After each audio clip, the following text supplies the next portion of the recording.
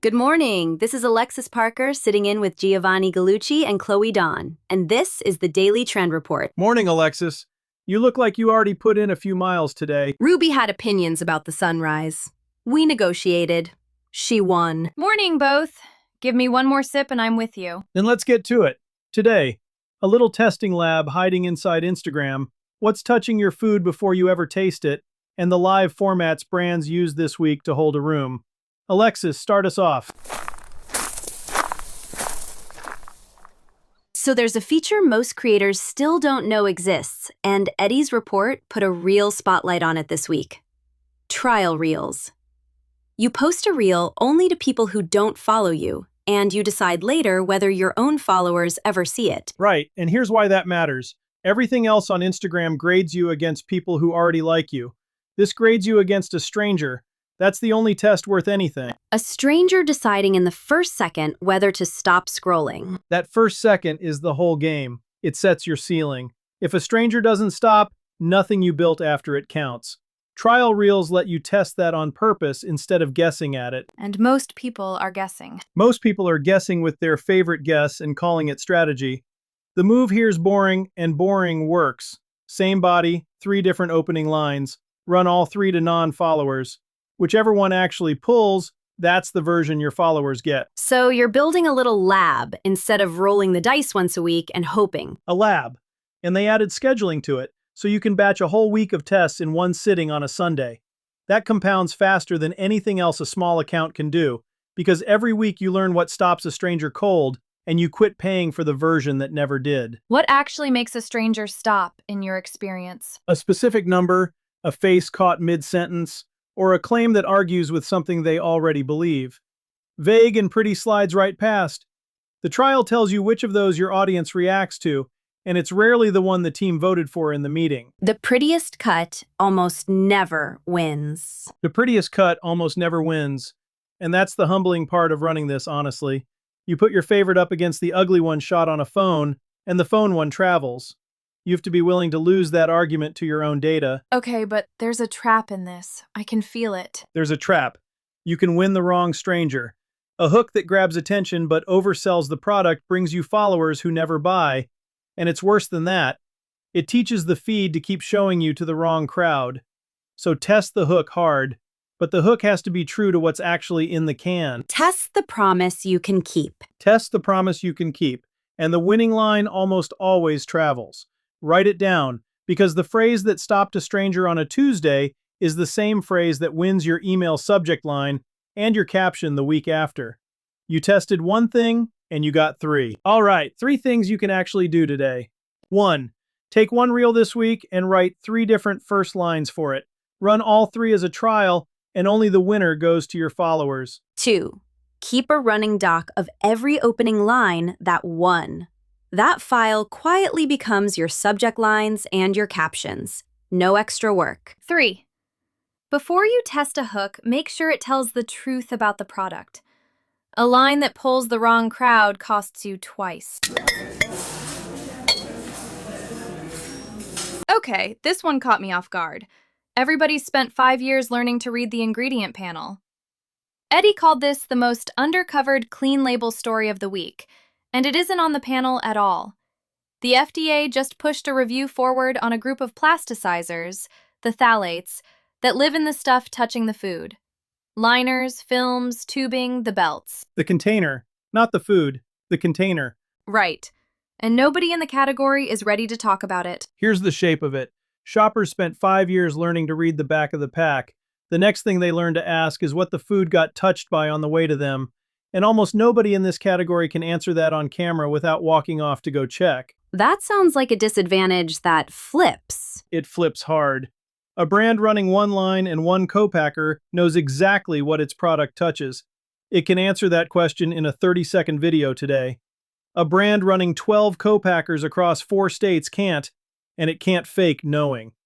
For once, the small operator has the shorter, truer story, and short and true is the whole advantage. So what do they actually do with it?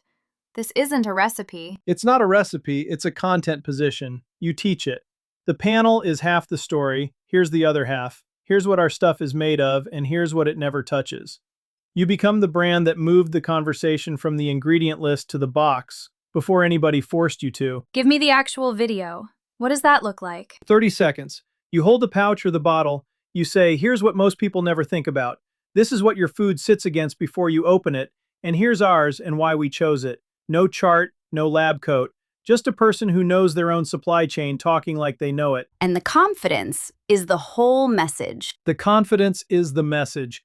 A shopper can't verify a certifier seal standing in the aisle, but she can watch you answer a hard question without flinching. That reads as true faster than any badge on the front of the pack. And the big brand can't chase you there. They can't, because they honestly don't know their own answer, and you can't bluff that on camera. That's the part I like.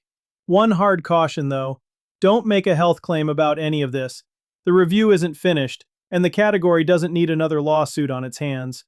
You talk about what you know about your own supply, in plain words, and you stop right there. Right to know, not the sky is falling. Right to know. That's the honest version. And it happens to be the one that travels the furthest anyway. Fear gets scrolled past. A calm operator who can just answer the question gets saved and sent. Here's what to actually do with all of that. 1. Make one plain explainer that teaches the panel is only half the story, and get people asking what their food touches. 2. If you run one line, answer the container question on camera, unscripted. Being able to is the flex, so let people watch you do it. 3.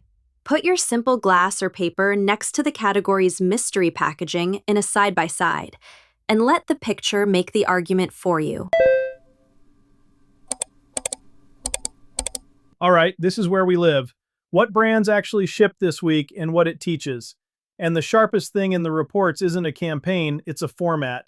2 of the biggest creators online went live Friday on an open-ended run with no end date. It only stops when they finish the thing. Real stakes, no finish line you can circle on a calendar. Kai Cenat and Speed, the Minecraft run. Travis flagged it. That one. And the reason it holds a room is dead simple. Unfinished holds attention that finished never can. A polished video ends and you walk away. A thing that hasn't been decided yet, you stay, because you want to see how it lands. But that's a giant creator thing. What does a small brand do with it? You find the one honest, open-ended thing in your world, and you broadcast it live until it resolves. A launch that either sells out today or it doesn't. A batch that either works or it fails. You don't post the finished result, you broadcast the not knowing. Most brands only ever show you the tidy shelf at the end. The tension was the content, and they threw it in the trash. There was a second one I liked. ESPN handed the whole tone over to a comedian instead of running a straight network promo. And that's the other lesson sitting right next to it. It has to be native to the feed it lives on. If your video only makes sense on your brand page, a creator's audience won't carry it 1 inch. The minute you hire a real voice and then sand them down into your brand voice, you paid for a person and you got a billboard. Let them sound like themselves. There was a quieter one, too. A produce brand put a life-size character standee in the produce aisle and let parents photograph their kids next to it. And that's the cheapest version of the same idea. They turned the aisle itself into content the brand never has to shoot.